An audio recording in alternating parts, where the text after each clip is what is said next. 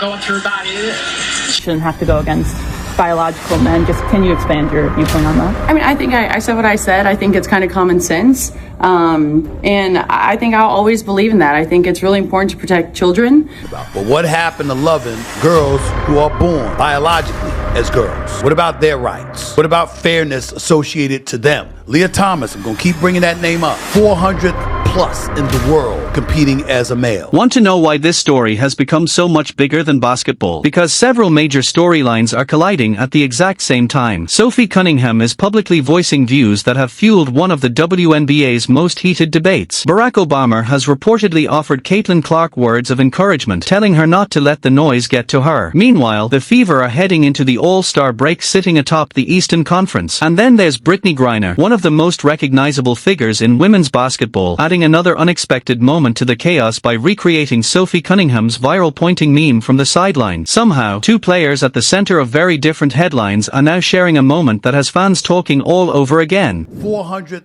plus in the world competing as a male. Transitions to female, and he was number one. If we're gonna act like transitioning from male to female doesn't involve an advantage for that trans athlete, I have nothing to say to you. You're not exercising common sense. Cunningham has quickly become one of the most outspoken voices surrounding the WNBA, not because she carefully chooses every word, but because she consistently says exactly what she believes. She has publicly defended Caitlin Clark amid claims that Clark was being targeted on the court, even discussing the issue on her podcast and criticizing the league's response. She also became part of a viral WNBA moment after pointing toward Dana Borner during a heated exchange. Now, Cunningham has entered an even more divisive debate by speaking openly about biological differences and competitive fairness in women's sports, and, so far, she has shown no sign of backing away from her position. Yes, they're going after trans people in sports, and they're using this as a wedge issue because we love sports, and, you know, we don't want our little girls to be unsafe in sports, and it's like, unsafe from who? But, okay.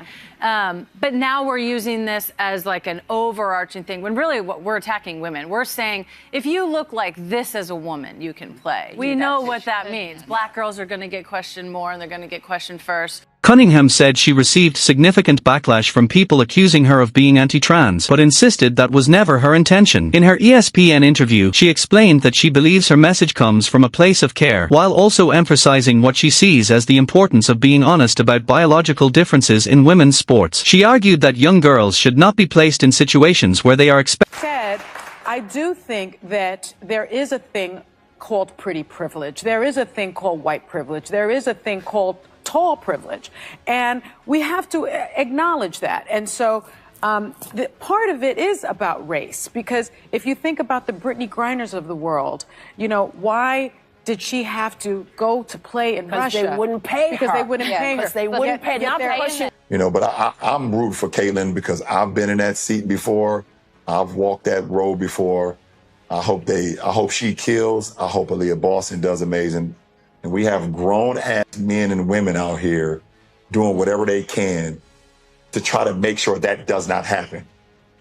That is the weirdest thing in the world, but it is what it is, and I'm glad that Caitlin has a great head on her shoulder. And the entire basketball world seems unable to look away. But before getting into everything else, let's start with what Sophie Cunningham actually said, because her comments are now at the center of the conversation. In an ESPN feature published on July 21, 2026, Cunningham addressed her position on transgender athletes competing in women's sports directly and without backing down. Her remarks quickly became another major flashpoint in an already heated WNBA debate. I have two little girls who play sports, who play soccer. They're young, and I see how much hard work they put into their sport, and only to have a boy or a man who they're biologically built different to come in and just play better and take your spot. Look, if you want to play in a trans league, go ahead, but not in girls' sports. Don't try to erase women and girls. And then came the moment that left fans both confused and entertained. Before the Indiana Fever's final game against the Connecticut Sun ahead of the All-Star break, cameras caught former Phoenix Mercury teammates Sophie Cunningham and Brittney Griner sharing a playful pre-game exchange. Griner suddenly recreated Cunningham's now famous pointing gesture, the same gesture that originally went viral after the Dana Borner incident became a massive internet meme and was even recreated by UFC star Max Holloway. Now, there it was again, this time on the sidelines at Gainbridge Fieldhouse, with Griner laughing alongside Cunningham. The irony wasn't lost on fans. The same player at the center of a heated debate over women's sports was sharing a light-hearted moment with someone who had just become one of the loudest voices in that very conversation. This is something the president feels strongly about as well, and the American people do too, that men should not be playing in women's sports. It's completely ludicrous that anyone could support that.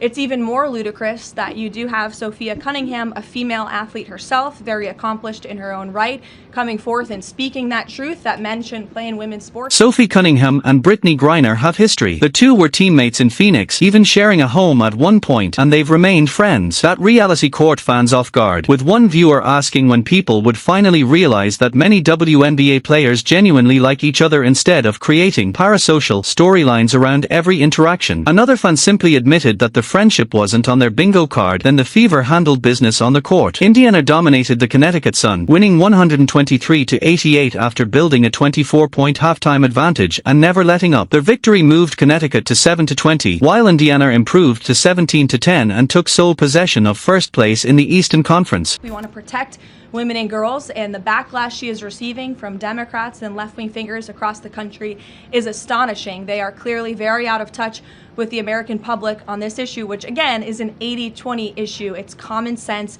It's rooted in basic biological fact that men should not be competing against women on playing fields across the country. Obama's message to Clark was simple: don't let the noise take away your joy. He encouraged her to keep playing the game she loves, reminding her that basketball is still basketball and that she's a true hooper who should keep doing what she does best. Clark later admitted that meeting Obama left her nervous enough to have sweaty, clammy hands, and she even asked him for a photo. Afterward, Clark explained why the moment meant so much to her. She acknowledged that people sometimes forget she's only in her early 20s while trying to handle the pressure of professional basketball and everything surrounding it. Hearing that encouragement from someone like Obama, she said, was a meaningful reminder, not just for her, but for everyone, to treat people with respect, understanding, and grace. I mean, I think I said what I said. I think it's kind of common sense. And I think I'll always believe in that. I think it's really important to protect children, and that's little girls who are also involved in that category. And so I stand on what I said, and I always believe that. Yeah. Do you see your advocacy on that, like, taking any form going forward? You know, I don't know. I'm not a very political person, but I do have beliefs. I have morals, and I'll always stand on those and be true to who I am. And I think people are going to take it how they want to take it, but I've never even really said anything about that. And so when it comes just to protecting young girls in sport and women in sport, I feel very strongly about that. I think that's why you have Title IX. That's why you have some of the greats in women's sports. If Title IX and women's sports weren't protected, then you wouldn't hear about any type of women in sport. And so I think in the future it's just really important to protect. Obama's message to Clark was simple: don't let the noise take away your joy. He encouraged her to keep playing the game she loves, reminding her that basketball is still basketball and that she's a true hooper who should keep doing what she does best. Clark later admitted that meeting Obama left her nervous enough to have sweaty, clammy hands, and she even asked him for a photo. Afterward, Clark explained why the moment meant so much to her. She acknowledged that people sometimes forget she's only in her early 20s while trying to handle the pressure of professional basketball and everything surrounding it. Hearing that encouragement from someone like Obama, she said, was a meaningful reminder, not just for her, but for everyone, to treat people with respect, understanding, and grace. When really what we're attacking women. We're saying, if you look Megan, like no this one's as a attacking woman. No one's attacking women.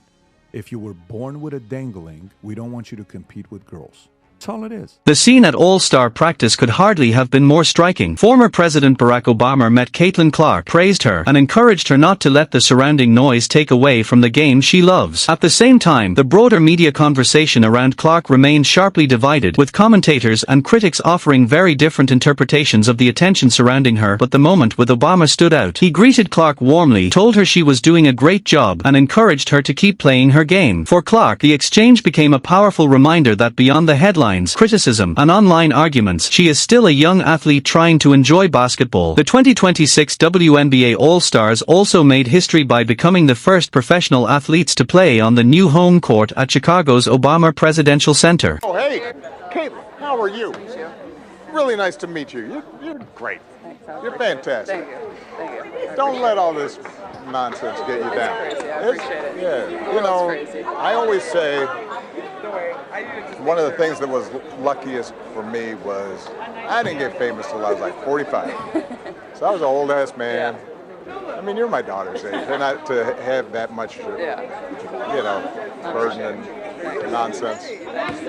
So don't lose that joy. The game's like the game. And you're a hooper, and you hoop. I try sometimes. You know, no, you always hoop. And you're on a nice little run right now. Yeah, we are. Yeah. You mind if I get a picture? Yeah, come on. Ready? Come on. I mean, isn't bullying, like, let's look at the NBA. Bullying on the court is a thing that has happened before. It is a rite of in passage, sports. and it is a sign of respect. And for someone who doesn't know the game, for you to use certain words, we've got to be careful with our words. She's not getting beaten. She's not being bullied. No one's pulling her hair. No one's telling her she can't come out and play with them. That is a sign of respect. If I go at you because you're supposed to be a superstar, you're supposed to take it. Ask LeBron. Ask Michael Jordan. Ask the greats. It's a sign of respect. No one's bullying. And when she gets asked that